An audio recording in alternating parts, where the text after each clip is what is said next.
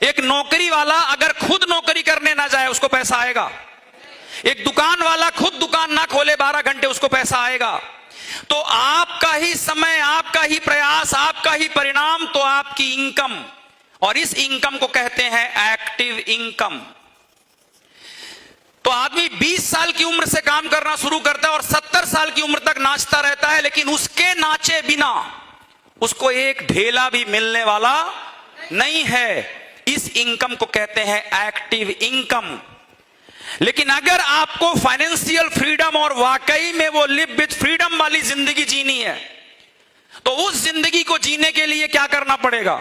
दुनिया के बड़े बड़े लोग क्या करते हैं वो हमें अब समझना है। अभी क्या है? हमारा प्रयास, हमारा परिणाम, हमारा पैसा, हमारी आमदनी।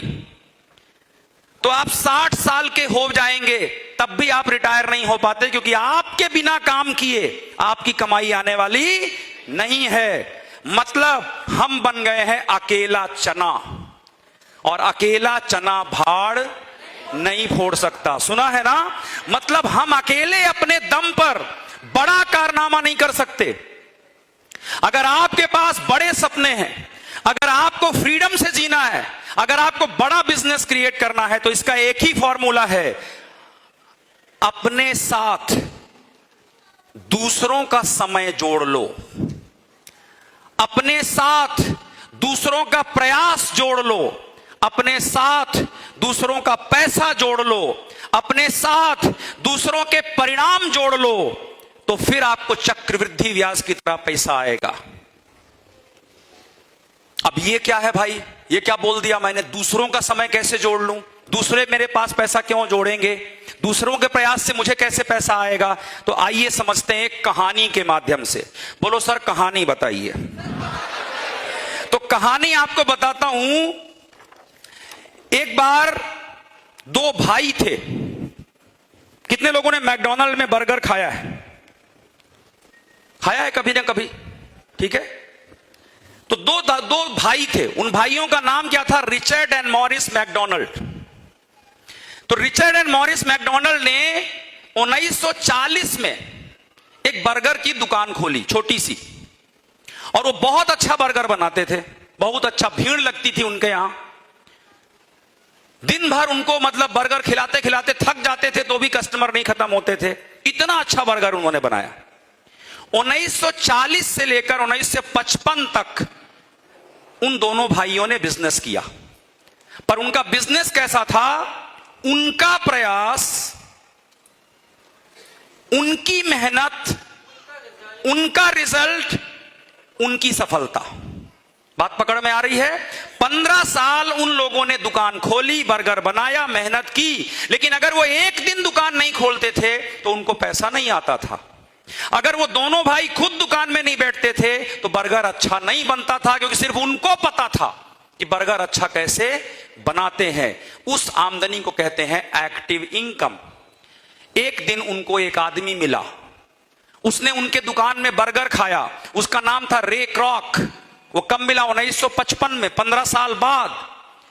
तो जैसे उसने उनका बर्गर खाया, बोला बर्गर तो बहुत अच्छा है, लेकिन प्रॉब्लम यह है कि ये इसी एरिया के लोग खा रहे हैं, क्योंकि जहां दुकान के 5-10 किलोमीटर में लोग हैं वही आएंगे बर्गर खाने के लिए।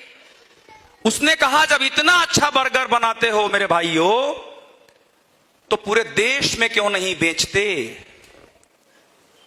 और पूरी दुनिया में क्यों नहीं बेचते? तो उन लोगों ने कहा 15 साल से बर्गर बना रहे हैं हम लोग, बकलोल ना समझो हमको। रे क्रॉक ने कहा तुम्हारे बिना दुकान खोले भी पैसा आ सकता है। बोले हमको उल्लू ना बनाना, हम पढ़े लिखे आदमी हैं।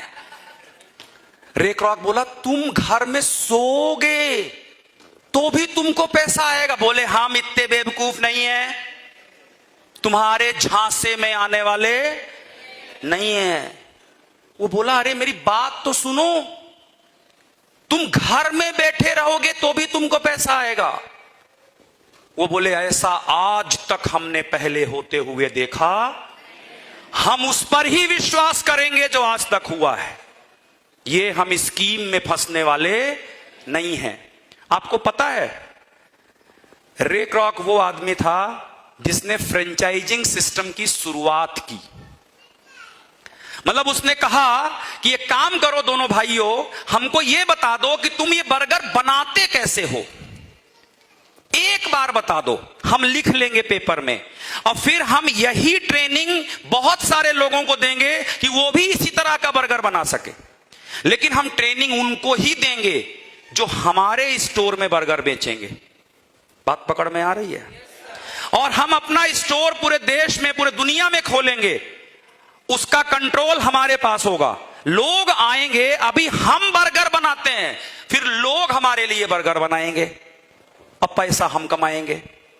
अभी हम दुकान खोलते हैं, फिर लोग दुकान खोलेंगे और पैसा हम कमाएंगे। अभी हम बर्गर बेचते हैं, फिर लोग बर्गर बेचेंगे और पैसा हम कमाएंगे। हमारी फ्रेंचाइजी को लेने के लिए पैसा लोग लगाएंगे। देखो बात समझ में आ रही है?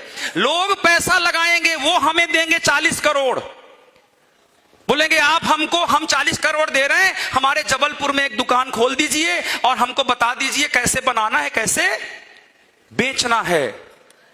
क्या दिमाग लगाया उस आदमी ने। लेकिन ये उन दोनों भाइयों को समझ में नहीं आया। उन्होंने कहा हम फंसने वाले, ये स्कीम है। और पूरी दुनिया उस वक्त तक इन चीजों को स्कीम मानती थी। फाइनली एक दिन पता है क्या हुआ? उसका दिमाग इतना तेज था, वो गया, बोले कितना पैसा चाहिए बोलो, आज से ये दुकान मेरी, जितना पैसा तुमको चाहिए, मतलब जो तुम बोलो, जो मुंह खोलो तुम। अब उन्होंने सोचा कि हम तो अभी मान लो कि हम 500 रुपया रोज कमाते हैं, तो हम महीने में इतना कमाते हैं, तो हम साल भर में इतना कमाते हैं, साले को लूट लेते हैं। मान लो पूरी जिंदगी का 1 करोड़ आ रहा है, तो हम इससे 200 करोड़ ले लेते हैं। बोले 200 करोड़ लेंगे। अब जो सीन हुआ पता है क्या हुआ? उसने कहा डन, 200 करोड़ दूंगा, आज से ये ब्रांड मेरी, अब इसको चलाऊंगा मैं, नाम तुम्हारा ही होगा। और उस आदमी ने क्या किया? उसने एक भी बर्गर नहीं बनाया।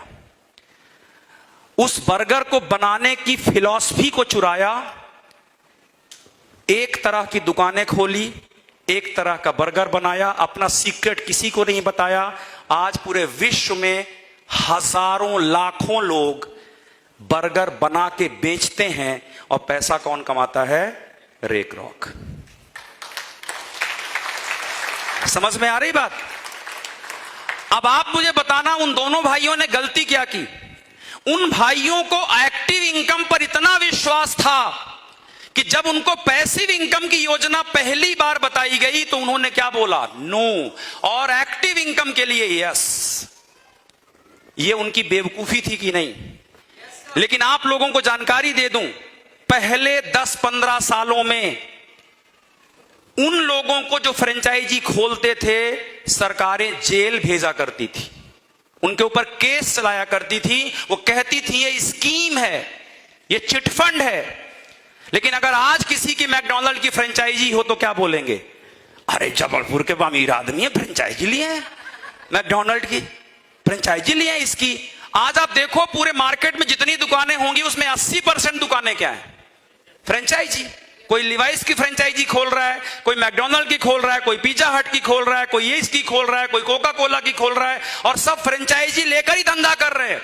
लेकिन जब किसी ने पहली बार सोचा तो उसको क्या बोले? तो हमको उल्लू मत समझना, हम बेवकूफ नहीं है। और आज सीना ठोक के इज्जत से लोग कहते हैं मेरा फ्रेंचाइजी का बिजनेस है। जितने लोग आप लोग यहां पे सीरियस नेटवर्क मार्केटर हो, ये बात याद रखना, आज आपके बिजनेस को जो लोग कहते हैं ना ये स्कीम है, ये चिटफंड है, ये है, ये है, मात्र अगले 5 साल और रुक जाओ। सिर्फ अगले 5 साल हर मोहल्ले का सबसे अमीर आदमी नेटवर्क मार्केटर होगा। आज डीके नरवरे जिस मोहल्ले में रहते हैं, उनका बंगला, उनकी मर्सिडीज किसी के पास नहीं है वैसा। मतलब उस मोहल्ले का सबसे अमीर आदमी कौन हो गया? डीके नरवरे। आज संजय पांडे जिस मोहल्ले में रहते हैं, उस मोहल्ले का सबसे अमीर आदमी कौन हो गया? संजय पांडे। मतलब उस पूरी कॉलोनी में एक्टिव इनकम लेने वाले अमीर नहीं है, पैसिव इनकम लेने वाले, माई लाइफ करने वाले अमीर हैं। अभी ये कुछ मोहल्लों में हुआ है, अगले 5-7 सालों में हर मोहल्ले में कर देंगे। तब साले लोग समझ के आएंगे और बोलेंगे भैया हमको भी नेटवर्क मार्केटिंग करनी है। क्योंकि लीडरशिप की पहली कक्षा से जितने लोग निकल रहे हो, अब तो अगले 5 साल में आपकी भी कॉलोनी में मर्सिडीज खड़ी होगी, आपके घर में भी खड़ी होगी। तब बताएंगे इनको धनिया बोना क्या होता है। लेकिन ये कैसे होगा? अपने समय से, अपने मरने से नहीं। साथ में क्या करना है? दूसरों का समय, दूसरों का पैसा, दूसरों का प्रयास अपने प्रयास में मिला देना है। जब एक अपलाइन